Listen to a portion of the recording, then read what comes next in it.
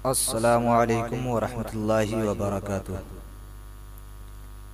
अस्सलातु वस्सलामु अलैका या रसूलल्लाह व अला आलिका अस्हाबिका या रसूलल्लाह सल्लल्लाहु तआला अलैहि वसल्लम। मुहतरम सामिईन व नाज़रीन, आज हम नमाज के फ़राइज़ के बारे में जानेंगे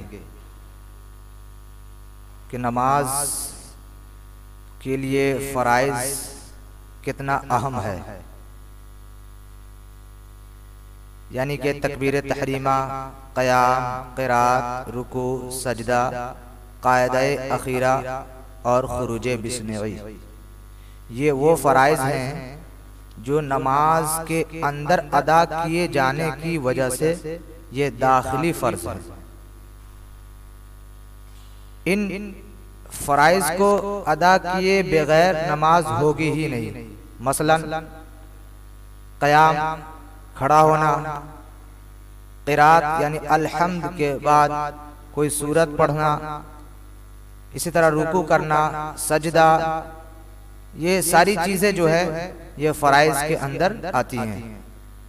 अगर इनमें से एक काम भी जानबूझकर या भूलकर छूट जाए तो सजदा सहव करने से भी नमाज न होगी, बल्कि शुरू से अज सरे नौ नमाज पढ़ना जरूरी है। नमाज के कुल 7 फ़राइज़ हैं। तकबीर तहरीमा को शराइत में भी शुमार किया गया है, लेकिन फर्ज से वो इतना करीब है कि इसको फर्ज में भी शुमार कर लिया गया, इसके इत्तिसाल की वजह से, इसके कुर्बत की वजह से। उसके बाद है क़याम, क़िरात, रुकू, सजदा, क़ायदा अखीरा और खुरूज बिस्मिल्लाह। नमाज का पहला फर्ज तकबीर तहरीमा। हकीकतन ये शराइत नमाज से है, मगर चूंकि अफ़आल नमाज से उसको बहुत ज्यादा इत्तिसाल है, बहुत ज्यादा कुर्बत है, इस वजह से इसको नमाज के फ़राइज़ में भी दाखिल कर लिया गया, मान लिया गया। तकबीर तहरीमा यानी अल्लाहु अकबर कहकर नमाज शुरू करना। हालांकि नमाज के दीगर अरकान की अदायगी और इंतकाल के वक्त भी, इंतकाल यानी एक रुकन से दूसरे रुक, यानी कि क़याम में अब खड़े हैं तो रुकू में जाने के वक्त अल्लाहु अकबर कहा जाता है, लेकिन सिर्फ नमाज शुरू करने के वक्त जो अल्लाहु अकबर कहा जाता है वही तकबीर तहरीमा है और वो फर्ज है। इसको छोड़ने से नमाज न होगी। नमाज के दीगर अरकान की अदायगी के वक्त जो अल्लाहु अकबर कहा जाता है उसे तकबीर इंतकाल कहते हैं, यानी एक रुकन से दूसरे रुकन में जाना। नमाज के तमाम शराइत यानी तहारत, सत्रे औरत, इस्तिक़बाल क़िबला, वक्त और नियत का तकबीर तहरीमा कहने के पहले पाया जाना जरूरी है। यानी आप जिस वक्त नमाज शुरू करते हैं उससे पहले जो तमाम शराइत हैं इन सब का पाया जाना जरूरी है। अगर अल्लाहु अकबर कह चुका और कोई शर्त मफकूद है, यानी अगर कोई शर्त छूट गया तो नमाज कायम ही नहीं होगी। तकबीर तहरीमा के ताल्लुक से अहम मसाइल। बसला, जिन नमाजों में क़याम फर्ज है उसमें तकबीर तहरीमा के लिए भी क़याम फर्ज है। अगर किसी ने बैठकर अल्लाहु अकबर कहा फिर खड़ा हो गया तो उसकी नमाज शुरू ही ना हुई। मसाला, बाज लोग इमाम को रुकू में पा लेने की गर्ज से जल्दी जल्दी में रुकू में जाते हुए तकबीर तहरीमा कहते हैं और झुकने की हालत में तकबीर तहरीमा कहते हैं, उनकी नमाज नहीं होती। यानी बाज लोग इमाम जब नमाज शुरू कर देता है और वो रुकू में पहुंच जाते हैं तो कोई मुक्तदी जल्दी जल्दी में आकर और वो तकबीर तहरीमा कहते हुए झुकने की हालत में तकबीर कहते हैं तो उनकी नमाज नहीं होगी। उनको अपनी नमाज फिर से यानी दोबारा पढ़नी चाहिए। मसला ये बहुत ही बारीक मसला है, यानी कि मुक्तदी ने लफ्ज़ अल्लाहु अकबर मुक्तदी ने लफ्ज़ अल्लाह इमाम के साथ कहा, मगर लफ्ज़ अकबर को इमाम से पहले खत्म कर चुका, इस मुक्तदी की नमाज न हुई। मसलन अगर कोई इमाम अल्लाहु अकबर कहकर नमाज शुरू कर रहा है और उसके साथ मुक्तदी अपनी आवाज अल्लाह से मिलाया, लेकिन इमाम के अकबर कहने से पहले वो अकबर कह चुका, तो गोया के मुक्तदी की नमाज ही न हुई।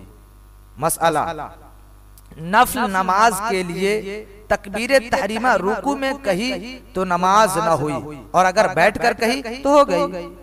मसला, जो शख्स तकबीर के तलफ्फुज पर कादिर न हो, यानी अल्लाहु अकबर न बोल सकता हो, गोया कि वो गूंगा हो और किसी वजह से जबान बंद हो गई, तो उस पर अल्लाहु अकबर यानी उसका लफ्ज बोलना जरूरी नहीं है, दिल में इरादा काफी है। मसला, पहली रिकात का रुकू मिल गया तो तकबीर ऊला यानी तकबीर तहरीमा की फजीलत मिल गई। तकबीर तहरीम, मसला, तकबीर तहरीमा में लफ्ज़ अल्लाहु अकबर कहना वाजिब है। मसला, तकबीर तहरीमा के लिए दोनों हाथों का कानों तक उठाना सुन्नत है। मसला, तकबीर तहरीमा में हाथ उठाते वक्त उंगलियों को अपने हाल पर छोड़ देना चाहिए, यानी उंगलियों को बिल्कुल मिलाना भी न चाहिए और तकलीफ देकर उसे कुशादा भी न करना चाहिए, यानी उंगलियों को फैलाना न चाहिए, और ये सुन्नत तरीका है। मसला, तकबीर तहरीमा कहते वक्त हथेलियों और उंगलियों के पेट किबला रू होना सुन्नत है, यानी उंगली और जो हथेली उसका पेट ये किबला की तरफ होना चाहिए। मसला, दोनों हाथों को तकबीर से पहले उठाना सुन्नत है। मसला, तकबीर तहरीमा के वक्त सर न झुकाना बल्कि सीधा रखना सुन्नत है। मसला, औरत के लिए सुन्नत है कि तकबीर तहरीमा में हाथ सिर्फ मोंढों तक उठाए, यानी अपने कांधे तक उठाए। मसला, तकबीर तहरीमा के बाद फौरन हाथ बांध लेना सुन्नत है, हाथ को लटकाना नहीं चाहिए, बल्कि तकबीर तहरीमा कहने के बाद फौरन दोनों हाथों को कानों से हटाकर नाफ के नीचे बांध लेना चाहिए। बाज लोग तकबीर के बाद हाथ लटकाते हैं फिर बांधते हैं, ऐसा नहीं करना चाहिए। मसला, इमाम का तकबीर तहरीमा और तकबीर इंतकाल यानी एक रुकन से दूसरे रुकन में जाने के वक्त जो अल्लाहु अकबर कहा जाता है, तो इमाम का तकबीर तहरीमा और तकबीर इंतकाल बुलंद आवाज से कहना सुन्नत है। मसला, अगर कोई शख्स किसी उज्र की वजह से सिर्फ एक हाथ ही कान तक उठा सकता है तो एक ही हाथ कान तक उठाए। मसला, मुक्तदी और अकेले पढ़ने वाले को तकबीर तहरीमा बुलंद आवाज से कहने की जरूरत नहीं, सिर्फ इतनी आवाज जरूरी है कि खुद सुने।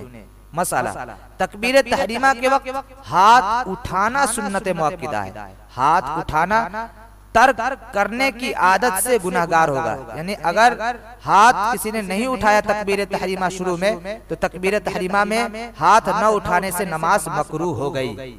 मसला, अगर इमाम तकबीर इंतकाल यानी वही एक रुकन से दूसरे रुकन में जाने के वक्त जो तकबीर कही जाती है, तो अगर इमाम तकबीर इंतकाल यानी अल्लाहु अकबर बुलंद आवाज से कहना भूल गया और आहिस्ता कहा तो सुन्नत का तर्क हुआ, यानी उसने सुन्नत को छोड़ा, क्योंकि अल्लाहु अकबर बुलंद आवाज से कहना सुन्नत था। नमाज में कराहते तंजीही आई, यानी नमाज मकरूह हुई मगर नमाज हो गई। मुहतरम सामीन, आज बस इतना ही।